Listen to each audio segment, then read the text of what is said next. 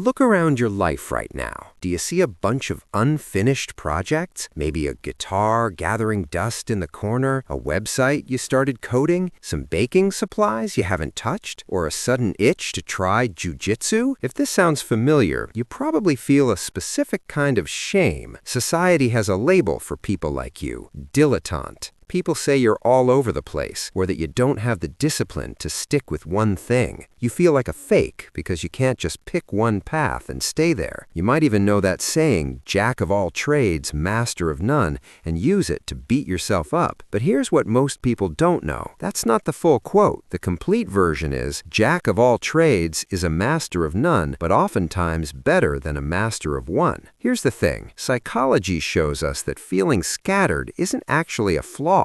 It's a sign of a flexible, adaptive mind. You're not failing at specialization. Your brain is building something rare and valuable, what's called an M-shaped mind. While everyone tells you to focus on one thing, your brain is preparing you for a world where being hyper-specialized can actually hold you back. But maybe your situation is different. Maybe sticking with things isn't your problem at all. What if your real struggle is that you have too many things you want to pursue? You look at your life and see a dozen different paths, and they all feel important to you. You're not scared of hard work. You're just paralyzed by having to choose. This is what we call the scanner's dilemma. It's perfectly captured in this phrase: "I could do anything if I only knew what it was." Society labels you a dilettante too. Someone who dabbles in everything but masters nothing. The anxiety that comes with this label is huge. Your greatest strength, your curiosity, starts to feel like your biggest career problem. Today, I want to help you let go of that anxiety. We're going to look at what a successful career can really look like and find a path for those of us who were never meant to be just one thing. First, let's understand why traditional career advice doesn't work for everyone. For the past 100 years or so, we've praised specialists. The world was predictable, like a chessboard. The rules were clear. Success meant going deep in one narrow field. Psychologists call this a kind learning environment, one that rewards repetition. This is the world of the I-shaped person. They're the expert with one deep area of knowledge. But that's not our world anymore, is it? Today's world is what's called a wicked learning environment. The rules keep changing. You don't always get immediate feedback. The patterns aren't obvious. Think about the difference between a golfer and a firefighter. A golfer works in a kind environment. The rules never change, and they know right away how they did. A firefighter works in a wicked one. Every situation is different, the rules aren't set, and their specialized training might not always apply. In this messy, changing world, being hyper-specialized can create blind spots. Now, let me be clear, we absolutely need specialists. Their deep knowledge is incredibly valuable. The problem isn't that specialization is wrong. The problem is when we treat it as the only valid path. When we measure everyone by that single standard, people like you end up feeling like failures. But your brain is simply built for a different kind of world.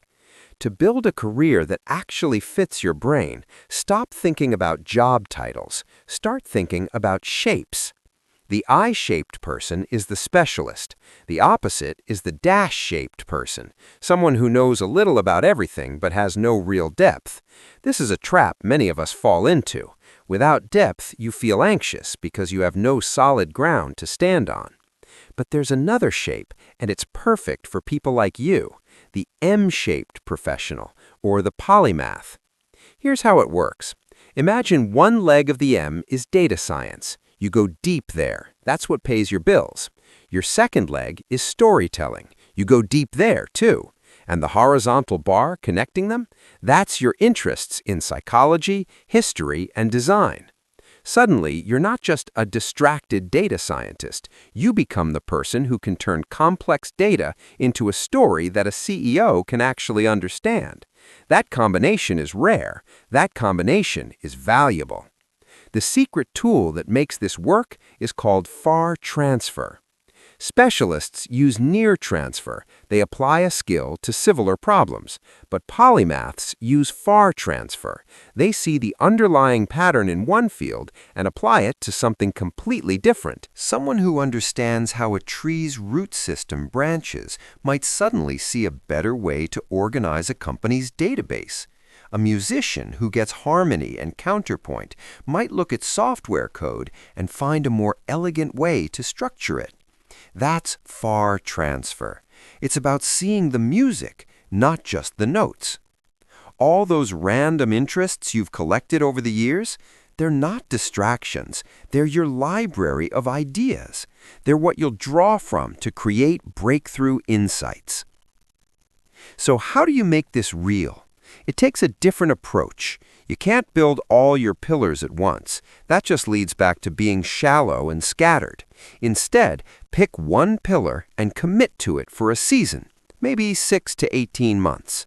The big question is, which one do you pick first? This choice is what paralyzes most people like us. Here's the secret. Lower the stakes. You're not choosing forever. You're just choosing for this season. A good first pillar is often the one that creates the most stability, the one that can become your reliable day job, or it could be the one that excites you the most right now. Just pick one. Give yourself permission to focus there. Build that leg until it's strong, until you've mastered the core 80% of it. This doesn't mean becoming a world-class expert.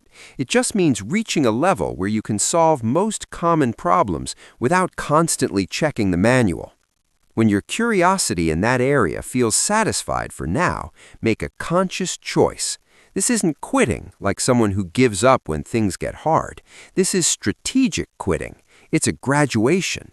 You're deliberately choosing to start building your next pillar. Here's a powerful strategy.